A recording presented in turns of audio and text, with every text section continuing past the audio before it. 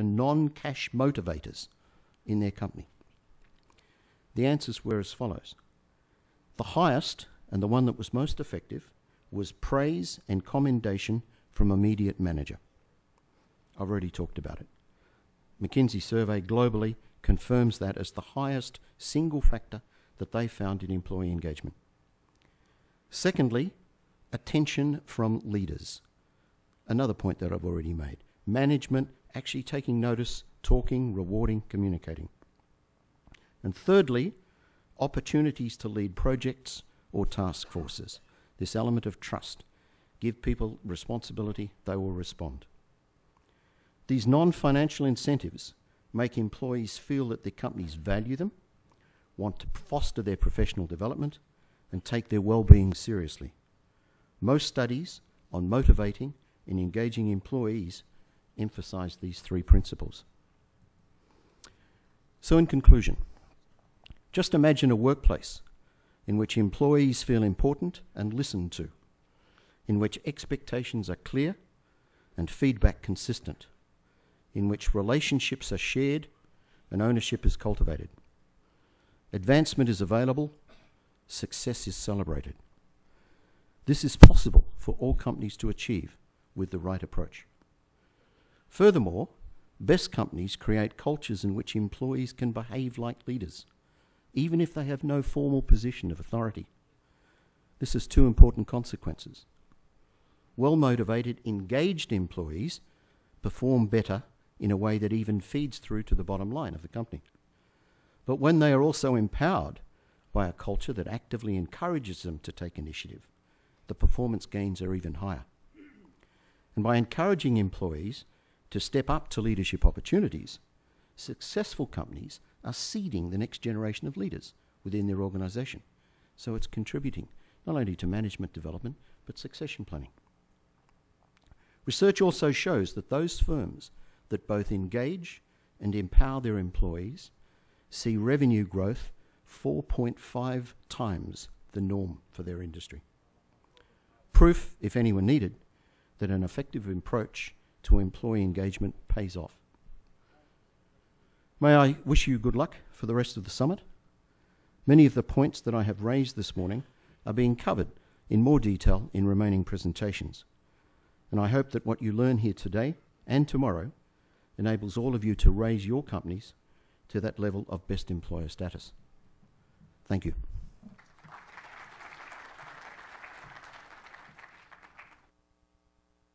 Thank you.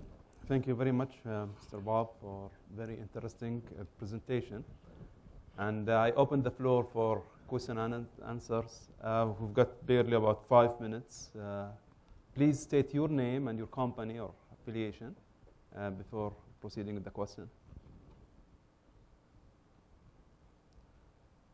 What the people are thinking about the QA is Mr. Cuba Gooding is going to see the money eventually. Which leads us to, yeah, please go ahead. Yeah, I'm Abdullah Al-Hakbani from Capital Market Authority. I would like to know what is the success factor in engaging employees? When do you know that you really engaged your employees? And it's Let me talk from here. it's working. I think that's an interesting question and probably the most valuable one of the morning. You can do all this. How do you actually know when you've succeeded? What's the measure of success in terms of employee engagement? I don't think there's one particular area. What I would do, however, is use something that human resources traditionally doesn't use, and that is a series of measures. I would have my own metrics in terms of measuring certain aspects within the firm. And I would have benchmarks that told me once certain things had been achieved that we were actually on the right road. And this would apply to things like hiring rates, retention, people who sign on after perhaps an initial contract period, the number of people who are leaving voluntarily versus the number of people who had the opportunity but stayed, the number of people that are participating in development programs. In other words, a series of HR measures which I looked at each month. And I would plot the trends. I'd have a dashboard. Those trends would show me which are increasing, which are decreasing. Success of employee engagement. Now, what's important about that is that most human resource departments don't do justice to themselves because they find it hard to explain to senior management the value that they have added to the business. If you have those metrics and you have that sort of measurement, you can then go to the senior management and say, look what I've achieved. Look what we've achieved. Look at the improvement in the business. So I think there's a twofold benefit. But I would use some clear measures, some clear metrics, and I would measure the trend. Is that okay? Well, it's working now.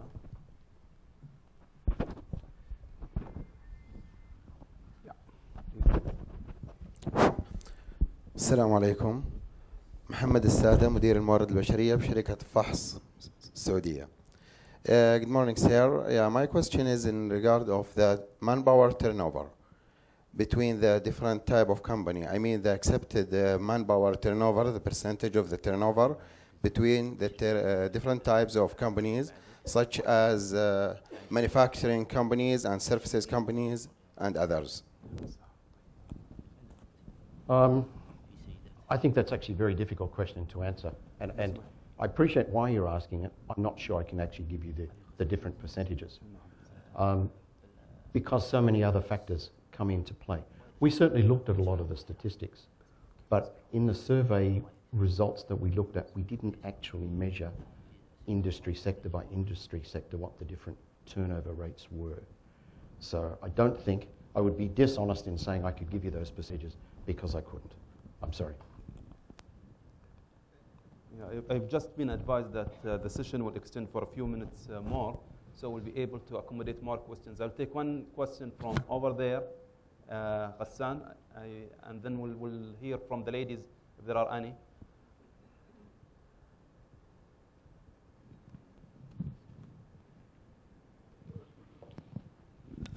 Yes, hello. My name is Ghassan Matar, Saudi Aramco. I would like to ask about the critical situation between a subject matter expert or an expert and his boss in this relation that the boss is not the subject matter expert. So the conflict here between both that the boss is taking the decisions while the opinion of the subject matter expert is not being taken seriously. And this is a major part of disengagement of the employee. So what I would like to know from you is what advices you can give the subject matter expert how to deal with this situation, and on the other side, what advices you can give for the boss who's dealing with subject matter experts and how he can manage it. It's actually a very critical situation that is happening often. People living different worlds, technical people versus regular people, and you're actually asking me to answer the golden question that probably resides with almost every firm. And there are two parts to the answer.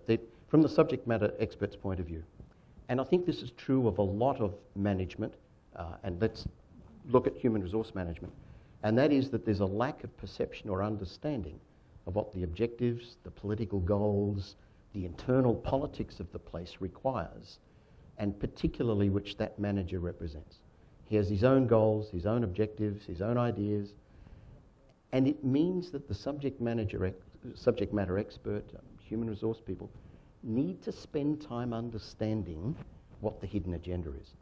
What is it that is important to this person, and what are the hot buttons, what are the topics that impress him? And provide advice, not change the advice, but provide the advice in a way to which he's receptive. Too many subject matter experts bore management by their knowledge of the matter, but don't present it in a way that's easily related to or understood. So my advice is, from the subject matter expert point of view, you need to understand what the agenda is, and you need to present what it is you want to say in a way which meets that agenda. So if you can do that, then you're going to get someone that will listen to you. I think from the boss's point of view, back to the subject matter expert, is a harder one to answer, because quite often that's based on behaviour and attitude. And behaviour and attitude doesn't change unless you change the environment. So I think there's probably not a lot I can advise on the boss.